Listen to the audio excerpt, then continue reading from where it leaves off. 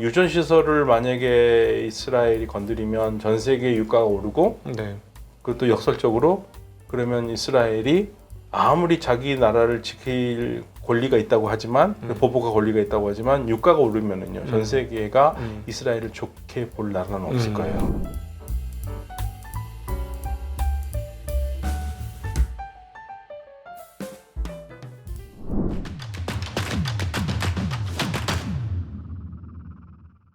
안녕하십니까. 증시각도TV 시청자 여러분, 투자자 여러분 반갑습니다. 정말 중동 문제가 굉장히 뜨겁게 열전으로 강화되고 있습니다. 그래서 세계 원자재 가격 중에서도 유가가 절대 움직이지 않았고 하향 추세였던, 그리고 사우디아라비아는 증산을 하겠다고 해서 하향 추세가 거의 기정사실화됐던 유가까지도 흔들릴 정도로 지금 중동 문제가 매우 뜨거워지고 있습니다. 한국 최고의 중동 관련 전문가이신 서강대 유럽연화 연구소의 박현도 교수님 모셨습니다. 교수님 어서 오십시오. 네, 안녕하십니까. 네, 안녕하십니까.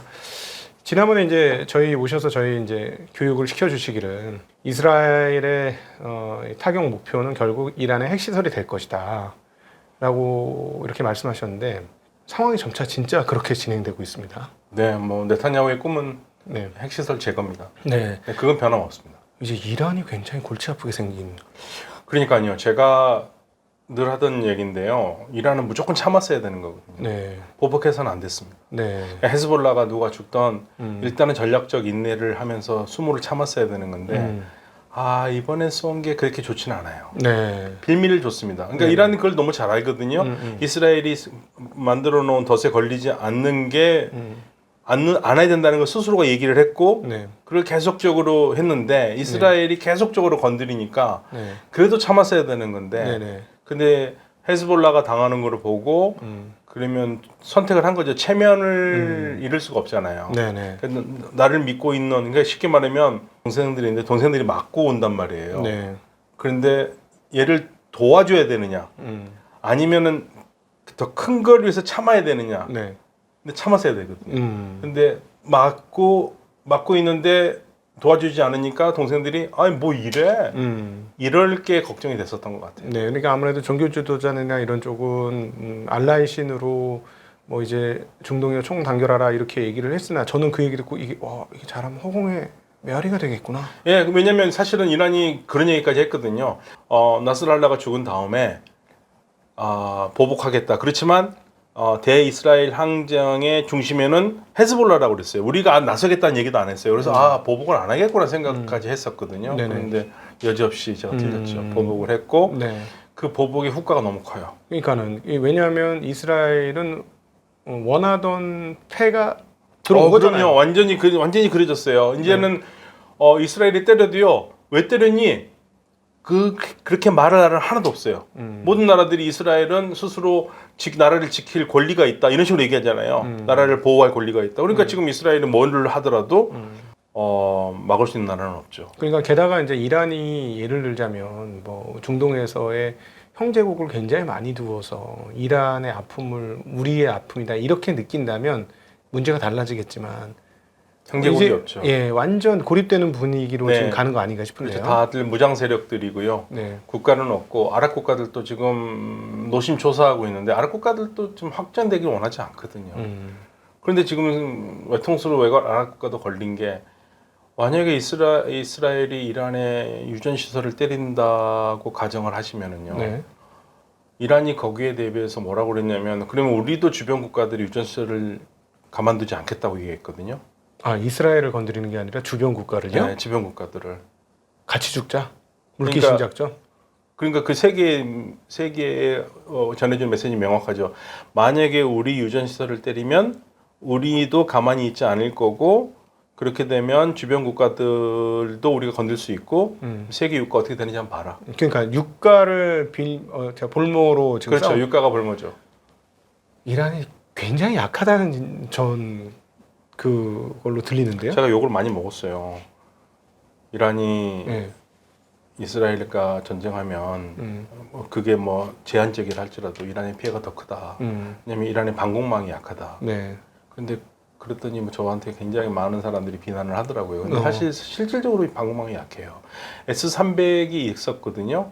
근데 지난 4월 달에 이스라엘과 교전에서 이스라엘 S-300을 무력화시켰잖아요. 그래서 러시아가 S-400을 주기로 했었다가 줄까 말까 하다가 최근에 줬다고 나오거든요. S-400으로 막을 수는 있겠지만 사실은 미국과 이스라엘은요, 러시아의 S-400에 대비해서 회피훈련을 많이 했어요. 네. 그래서 S-400이 이스라엘이 띄울 수 있는 F-35나 F-22나 뭐 이런 걸 잡을 수 있을 것 같지는 않아요. 피해가 클 겁니다. 그러니까 아니 이게 너희가 하면 우린 응전해라고 얘기하는 게 일반적으로 국가가 표현할 수 있는 표현인데 너희가 우리를 공격해서 우리의 유전을 때리면 난 남의 유전까지 보는 걸 잡을 이스라엘 거야. 유전, 그러니까 물론 이스라엘에 가지고 있는 그 발전소 같은 거 다 때린다고 그러긴 했어요.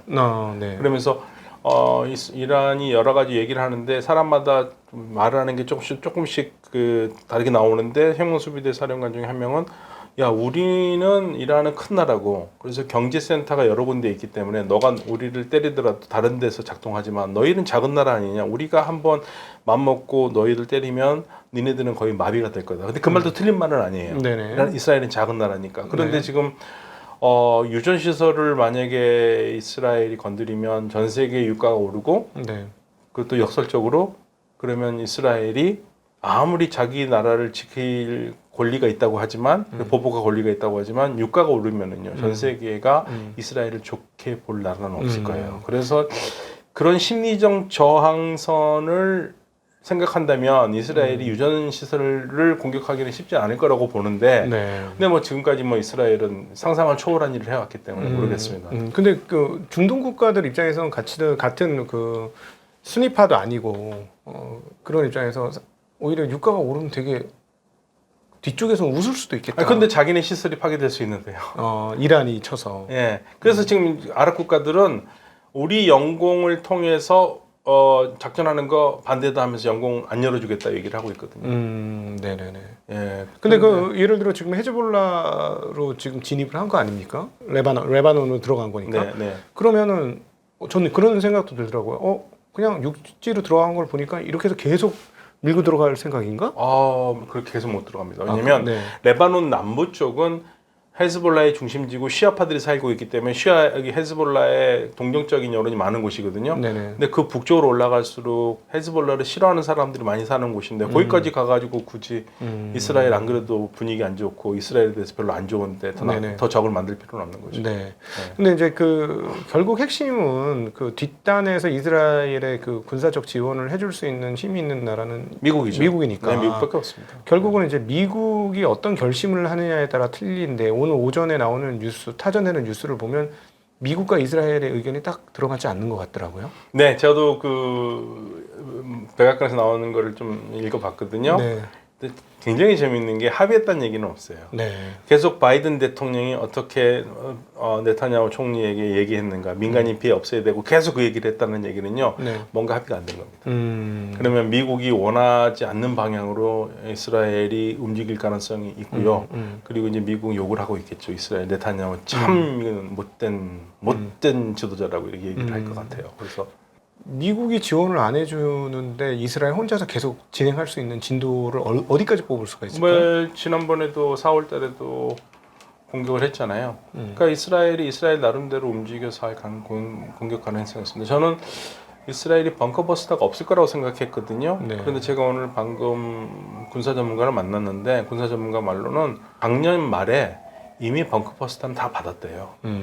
그러니까 한 1,500기 정도가 있고 벙커버스터가 그거에서 몇 개만 떨어뜨려도 이란의 핵시설은 붕괴될 수 있다는 얘기입니다. 그래서 그게 어떻게 가능하냐고 그랬더니 한 5개, 6개 정도를 벙커버스터를 떨어뜨리면 이 핵시설이 지하에 있잖아요. 네. 거기가 석회암 지역이기 때문에 쉽게 자동으로 무너질 가능성이 있다 이거죠. 그래서 오히려 핵시설을 파괴하는 거는 어려운 게 아니라고 얘기를 하고 있어요. 네. 그런데 만약에 핵시설과 이란의 핵시설과 정유시설에서 전 세계에 영향을 더 주는 거는 당장은 정유시설을 파괴입니다. 네네. 그거는 세계에 바로 즉각적인 영향을 주잖아요. 네. 뭐 최근에 이미 뭐 이란이 공격했을 때 갑자기 이제 70달러 초반하던 브렌트가 80달러까지 간 거니까요. 네. 그런데 그러면은 미국 입장에서는 만약에 여기서 이스라엘이 그 미국하고 협의 없이 그대로 확전을 해버리면 민주당 정부가 진짜 한두 지역에서 표를 잃는 순간 민주당은 역전될 수 있는 상황이라서 저는 민주당으로서는 지금 방법이 없을 것 같아요. 네타냐후 총리는 해리스가 대통령 되는 거 별로 원하지 않을 것 같습니다. 트럼프가 되는 거 원할 거예요. 그러니까는 그 이스라엘 입장에서는 민주당이 해주는 말을 하나도 동조할 이유는 하나도 없다. 그렇죠. 네. 꽃놀이패를 들고 있는데요. 지금 지금 어떤 면에서는 미국 대선을 좌지우지할 수 있는 것은 네타냐후 총리예요. 어떤 면에서는. 왜냐하면 중동 사태 불거지게 만들고 네. 유가 오르게 하면 당장 해리스 바이든 행정부에서 너희들은 도대체 뭐를 하느냐 그 얘기 나올 거 아닙니까? 네, 그렇죠. 그게 지금 미국 민주당이 가장 두려워하는 거거든요. 근데 그럴 그럴 가능성이 굉장히 큰데 네. 그런데 또 어떤 전문가들 얘기로는 지금 중동 사태의 표심을 바꾸기에는 지금 늦었다. 중동 사태가 커지더라도 미국의 표심은 거의 확정적이다. 거의 확정적이다. 이렇게 네. 얘기하시는 분도 있더라고요. 그래서 어떤 말이 맞는지 는 모르겠습니다. 예를 들어서 민주당이 이제 이스라엘에 대한 지원을 끊어버리겠다. 야, 선거 전까지 아무것도 움직이지 마. 너 움직일 거면 아무것도 안 줄 거야. 근데 이미 다 갖고 있는데요. 그래, 그걸 여쭤본 거야. 아까도 여쭤본 거 어느 정도 여력이 있습니까? 이게 저는 벙커버스터를 아직 못 받았을 거라고 생각했어요. 근데 군사 전문가는 방금 만나고 왔는데요. 이미 다 받았대요. 그러면은 뭐 미국의 추가적 지원 없이도 할 수 있다는 자력으로 얘기죠. 이스라엘 공격할 수 있다. 예, 다만 이제 아마 어려운 점은 아랍 국가들이 영공을 안 열어주면 전투기에 가긴 어렵겠죠. 그럼 돌아서 가면 더 많이 시간이 걸리잖아요. 그래서 네네. 뭐 어떤 방법을 할지는 모르겠습니다. 그럼 어느 나라를 거쳐가야 됩니까? 사우디 이쪽으로 가는 게 제일 빠르죠. 네. 사우디가 영공 안 열어줄 겁니다. 음, 예, 사우디가 영공을 열어줘야 되는데 그걸 무시하고 갈 수는 없는 건가요? 갈 수는 없죠. 그럼 사우디와 관계가 나중에 굉장히 나빠지죠. 예. 왜냐하면 사우디는 영공을 열어주게 되면 아무리 그래도 아무리 시아파래도 이슬람 형제국이 어려워지는데 뭐 약간의 도움을 줬다 뭐 이렇게 해석되기 때문에 그럴까요? 아니 절대 안 열어줄 겁니다. 이란에 보복받을 수 있어요. 이란에 네. 보복. 그래서 지금 이란 외교장관과 사우디 외교장관이 만났잖아요. 아마 그런 얘기를 많이 했을 거예요. 네. 사우디가 안 열어준다고 얘기를 했었고 사실은 이란이 사우디아라비아와 이스라엘 순전력을 가장 두려워했던 이유 중에 하나가 그겁니다. 그러면 이 사우디를 기지로 삼아서 이스라엘이 아주 가까운 곳에서 이란을 공격할 수 있잖아요. 네네, 그렇죠. 예, 그래서 원하지 않았었죠. 많은 부분에서. 그렇군요. 예, 그래서 지금 이란은 지금 현재 굉장히 발빠르게 주변 국가들과 외교 관계를 지금 계속적으로 얘기를 하면서 최대한 지금 휴전을 빨리 끌어내려고 하고 있습니다. 그러면 최근에 그 헤즈볼라에서 조건 없는 휴전 시사 이것도 결국 그렇죠. 조건 없는 휴전 시사인데 네. 정확하게는 내용 아직까지 뭐 어떻게 하겠다는 얘기는 없는데 일단은 많이 후퇴를 했어요. 많이 네. 후퇴를 했고, 그러니까 헤즈볼라 입장에서는 가자 전쟁이 끝나면은 휴전하면 우리 공격 안 하겠다고 그랬다가 7월 30일에 이스라엘이 헤즈볼라의 그 군사 사령관이자 2인자인 파드 슈크르를 암살했거든요. 네. 그러니까 거기서 이제 발끈해서 헤즈볼라는 가자 전쟁을 중단해도 우리는 니네 계속 공격하겠다고 그랬었어요. 네네. 근데 지금은 이제 하스 나스랄라도 죽고 그다음에 두 번째 다시 하스 나스랄라 후임도 좀 죽은 걸로 나오고요. 네. 여러 가지로 어려운 상황이 되니까 지금 얘기하는 것은 가자 전쟁을 휴전하든 휴전하지 않든 그 상관없이 조건 없이 휴전에 할 의향이 있다고 얘기를 했습니다. 하겠다는 것보다는 의향이 있다는 건 대단한 거죠. 그거는 이란의 입김이 들어갔을까요? 여러 가지 상황을 많이 감안했을 거예요. 근데 문제는 이스라엘이 안 받을 겁니다. 이스라엘 절대 안 받을 거예요. 네. 그러니까 이스라엘은 많은 분들이 잘 이해하지 못하는 것 중에 있는데 제가 한 가지 이게 굉장히 중요한 거기 때문에 말씀을 드리면 예. 이스라엘이 지금 원하는 거는 뭐냐면요. 헤즈볼라가 있는 지역이 레바논 남부에 있거든요. 네네네. 그러니까 레바논의 시아파들은 주로 이 레바논 남부에 살아요. 네네. 남부에 사는데 헤즈볼라가 그래서 그 틈 안에서 있습니다. 그래서 거기서 미사일이나 로켓을 날리면 네. 이스라엘 북부에 있는 주민들이 살 수가 없어요. 네. 그래서 전쟁을 시작하자마자 10월 7일에 전쟁 시작했고 10월 8일에 헤즈볼라가 하마스와 연대하겠다라는 그러한 저항의 표시로 이스라엘 북부 쪽에 미사일을 날렸거든요. 그러니까 많은 부분이 마을이 파괴됐어요. 그러니까 마을 사람들이 살 수가 없지 않습니까? 이스라엘 마을이 마을이 파괴됐어요. 그게 공중 방어가 다 되는 게 아닌 거예요? 다 되는 게 아니죠. 가까운 데는 쉽지 않습니다. 네. 네, 로켓을 쏘고 그러면요. 네. 그래서 거기에 그 수면에서 국경에서 5km 떨어진 지역에 있는 이스라엘 주민들이 몇만 명이 그 피난을 갔냐면 6만 명입니다. 그건 또 뉴스에 잘 안 나오던데. 네, 6만 명이 피난을 갔어요. 근데 네. 제가 이거는 이스라엘 정부의 공식으로 확인한 건데 그건 6만 명이고요. 네네. 근데 6만 명 더 이상 될 거라는 분도 많아요. 8만에서 23만까지 보시는 분들도 있어요. 6만 명이 피난에 가서 지금 계속 뭐 텔아비브에 있는 호텔이라든지 네. 그리고 여러 친척 집에 있으면서 지내왔던 거죠. 그러니까 이스라엘에서는 지금 두 명의 불만 세력이 있는 거예요. 불만 시민들이. 첫 번째 인질 가족들. 뭐 하냐 인질 안 끌어오고. 네네네. 그다음에 그 북부에서 지금 피난 온 사람들은 이게 정부냐? 이게 나라 꼴이 말이 되느냐? 이게 우리 집을 지금 1년 동안 못 가고 있는데. 네. 그래서 네타냐후 총리는요. 하마스를 공격하는 거는 그거는 그냥 본전이에요. 너 원래 못한 거고 마이너스 점수를 그냥 더하는 것뿐이 점수가 올라가지는 않거든요. 네. 그건 당연히 네가 해야 되는 거다. 네네. 근데 북부는 달라요. 북부는 헤즈볼라를 공격하면 공격할수록 점수가 올라가요. 그러니까 이 네타냐후 총리가 계속적으로 공격할 수밖에 없는 이유가 우리도 북한에 대해서 강력한 모습을 보여주면 점수가 올라가잖아요. 정당들이. 네. 마찬가지로 이스라엘은 레바논과 이란에 대해서 강력한 모습을 보이면 점수가 올라가요. 그래서 네. 지지율 확 올라갔지 않습니까? 그래서 지금 이스라엘이 요구하는 건 뭐냐면 헤즈볼라 니네들 레바논 남부 지역에 있지 말고 그 위에 보면 리타니 강이라고 있거든요. 네네. 보통 국경에서 보통 한 20에서 40km 사이에 있습니다. 이게 이제 네네네. 이렇게 돼 있으니까 그 위로 올라가라는 거예요. 그러면 이 레바논 남부 지역은 헤즈볼라가 없으면은 적어도 20에서 40km의 거리를 벌 수 있잖아요. 예. 그게 안전하다는 얘기죠. 일종의 비물장지대를 만들라는 거고 예. 헤즈볼라는 웃기지 말아라. 우리가 왜? 우리가 살고 왜? 있는 동에서 왜 예. 내가 우리가 왜? 우리가 예. 그래서 이스라엘이 그래? 그러면 너 맛 좀 봐라 하고 밀어 올리겠다고 지금 들어간 겁니다. 그런데 헤즈볼라로서는 사실은 이스라엘이 원하는 대로 할 수가 없는 게 그렇게 되면은 자기의 지지 세력인 시아파 사람들한테 헤즈볼라가 패배했다는 모습을 보여주잖아요. 그래서 올라가기 어려웠던 거죠. 지금 이미 그 수십만 이상 지금 그 거기도 탈출 행렬 또는 네. 저희 피난 행렬을 하고 그래서 계속 그 뭐 폭탄을 떨어뜨리니까요. 네. 그러니까 이스라엘은 아예 그냥 레바논 남부 지역을 공동화시키려고 그러는 것 같아요. 네. 공동화시키고 그리고 궁극적으로 사실은 이거는 또 하나 생각해봐야 될 문제인데 자, 이제 역사 공부를 좀 하겠습니다. 네. 1919년에 파리 강화회담이 열리거든요. 제1차 네. 세계대전이 끝난 다음에 네. 파리 평화회담. 네. 여기에 시온주의자들이 참가를 하거든요. 네. 당시 시온주의자 2명의 대표가 있습니다. 네. 그 후에 대통령이 된 바이즈만. 독일어를 치고는 바이즈만이 보통 와이즈만이라고 읽습니다. 네. 예, 하이먼 와이즈만. 이 사람이 아세톤을 발명한 사람입니다. 영국 사람입니다. 네. 그리고 나중에 총리가 된 벤 구리온. 예, 독립선언서를 발표했던 사람. 네. 이 두 사람이 갔었을 때, 자, 우리 시온주의 국가, 팔레스타인에 만들 우리 이스라엘이라는 국가의 국경을 어디까지 사람들이 생각했냐면 레바논 남부예요. 네. 레바논 남부를 하는 지도를 냈어요. 네. 근데 그게 거부당했습니다. 거부당한 이유는 간단합니다. 1916년에 영국과 프랑스가 전쟁이 끝나면 우리 어떻게 땅을 나눠 먹자고 약속을 했는데 네. 그때 그 땅은 프랑스가 지배하는 레바논에 주기로 돼 있었기 때문에 못 줬어요. 네. 네. 네. 그래서 레바논 남부를 시온주의자, 즉 이스라엘이 가져가지 못했습니다. 네. 네. 네. 지금 가져갈 수 있는 저로 얘기해죠. 네. 네. 그리고 리타니 강이 아주 수온으로 좋거든요. 수온으로 아주 뛰어난 곳이고 아무래도 물 부족인 이스라엘로서는 네. 만약에 거기까지 확보한다면 금상첨화죠.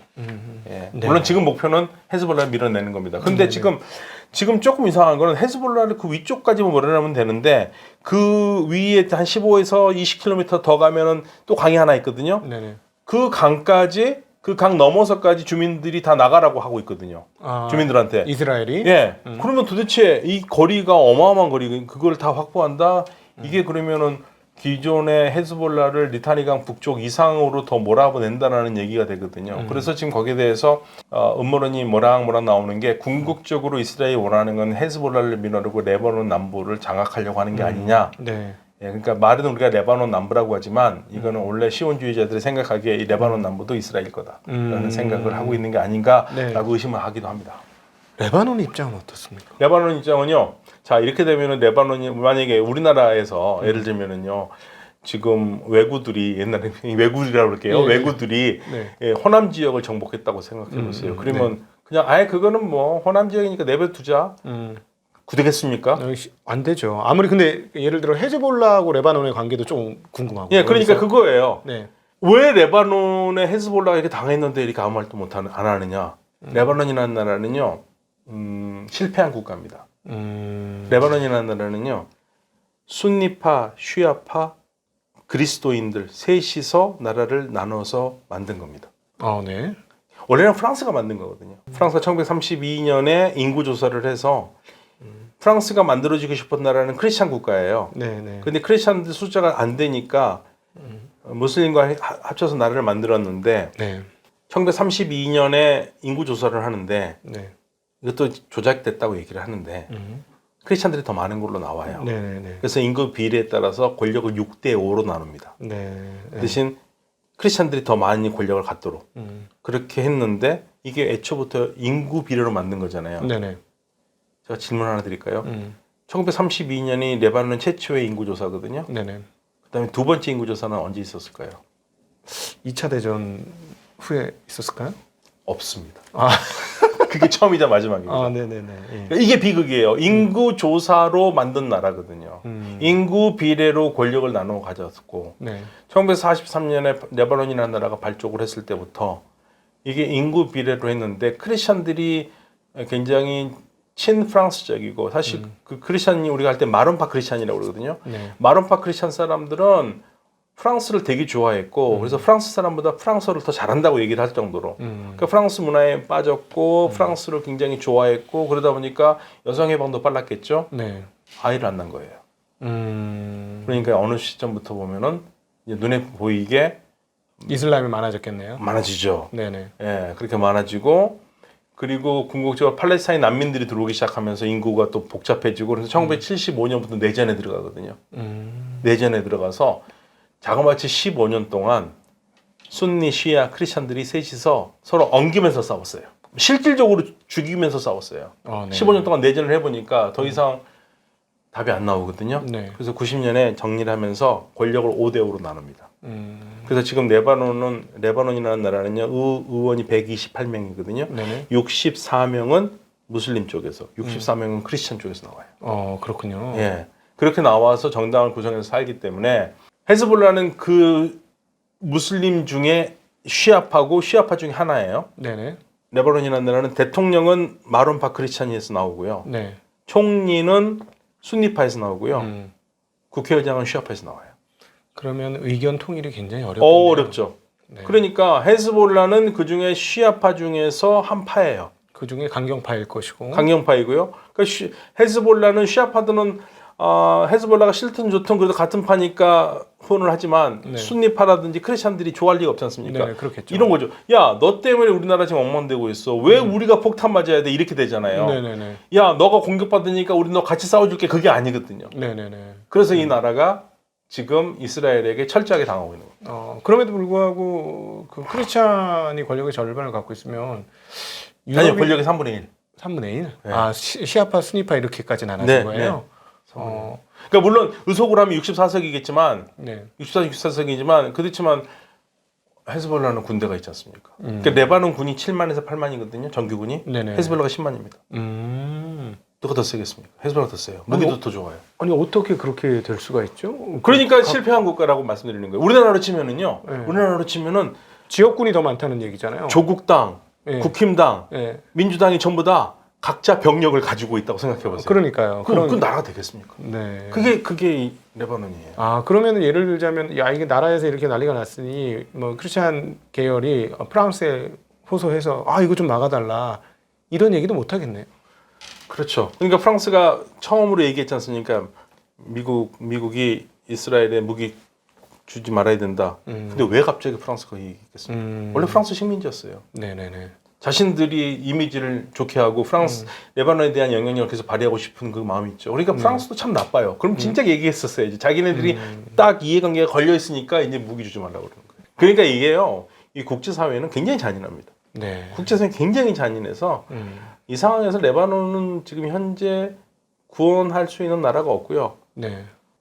이스라엘의 폭격을 마음껏 막아줄 수 있는 나라도 없어요. 그 세력도 안에서도 갈라져 있고. 네. 그 헤즈볼라에 대한 생각이 달라요.